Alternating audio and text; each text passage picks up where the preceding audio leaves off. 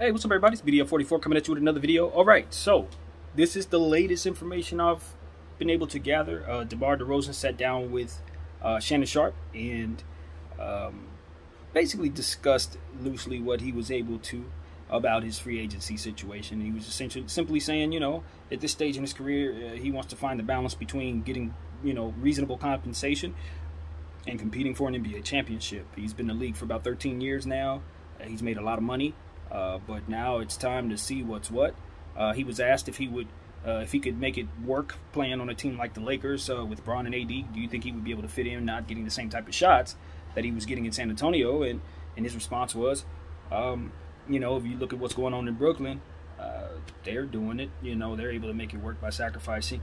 Why wouldn't I be able to? Basically, paraphrasing, of course. So what I gathered is that he's leaving San Antonio. That much is certain, and his eyes are towards a contender, as he said. I think the Lakers are the obvious choice. I think the rumor mill has it so that he and Kyle Lowry are both looking west, possibly trying to join up together over here, willing to take a pay cut is what the rumor is. I don't know how credible that is, but based on what he said, it sounds like he'd be open for negotiating such a thing, based on what I took from what he said. So I'm optimistic that the Lakers may be able to pull something off. Now, they're going to have to create some cap space, and I hear that they're trying to move down in the draft from 22 to try to get some extra picks. Those picks could help us by maybe allowing us to attach them to another guy and maybe ship a guy off that we don't want on the books anymore. I don't know who that would be. I don't have my mind set on that. Maybe KCP or something. Somebody would free up some cap space. We can kind of, maybe one second-round pick won't get it done, but if we can turn that number 22 into 2 second-round picks, maybe we can couple that with some other things and a player that's worth a little more than we want him to be and ship him out as a salary dump. So that would create us some cap space so that we can sign those 2 guys, or maybe see what other options we have for ourselves. So I like what Rob is doing. I always kind of cringe when I think about moving down in the draft, just because I always think of how good talent can be and how helpful a young player can be. But at this stage in the game, we can find second-year player, third-year players that we know are more established for those same picks. If you just have to have a guy, you can actually go through the league and see who fits the mold of the player that you're looking for and attach the picks to those players if you want. That way you can kind of get a little more, you can zero in more so on the type of player that you want. So there's a lot of different options that a team like the Lakers, who are looking to more so win now and don't want to take as many risks for a project,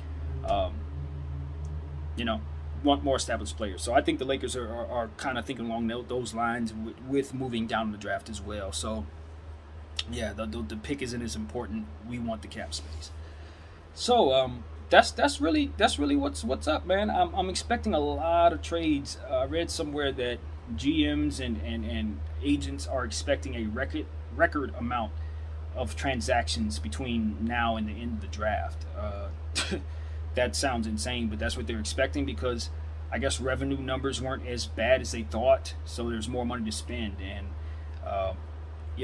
so that's really what it comes down to. Guys want to win now. Teams are ready to try to go for it after seeing Phoenix and Milwaukee there. And you look at the Lakers, it's like, okay, they have a injury-prone AD. You got LeBron James, who's older, who's also had some injury issues. You look at the Nets, see them having injury issues. There are some who believe that the championship may be up for grabs next year. Obviously, with Golden State coming back, there's another contender we expect to be there. So, you got to account for what could be. But at the end of the day, I don't think there are too many teams that think they're too far away from having an opportunity. Even teams that are not in the mix believe they can kind of get in the mix because of the circumstances we just saw. So it's going to be cool. It's going to be really cool to see what happens. I'm ready. I'm sitting here kind of wondering why stuff hasn't begun to happen yet, but I'm pretty sure we'll start seeing things very soon. The draft is like, what, 3 days away? We're close.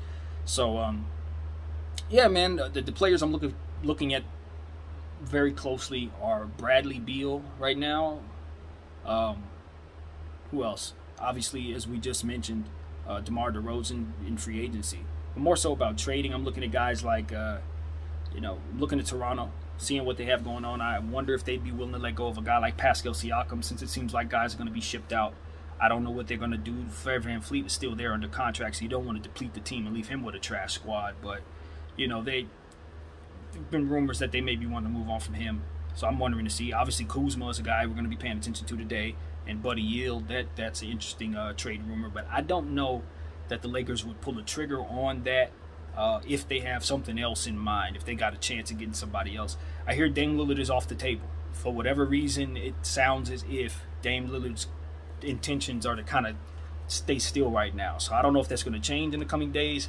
I'd imagine Portland would want to do something before the draft because it makes the picks more valuable.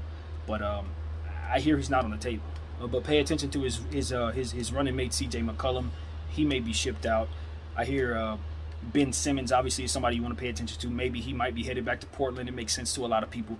Not so much to me on the Portland side of things, but in the Philly side of things, I can definitely see them making a move like that if it comes about. So yeah, it's a lot to look at, man. We're going to be watching. We're going to be watching the Cleveland Cavaliers. You know, with the draft going on, you got to wonder if any picks are going to be moved.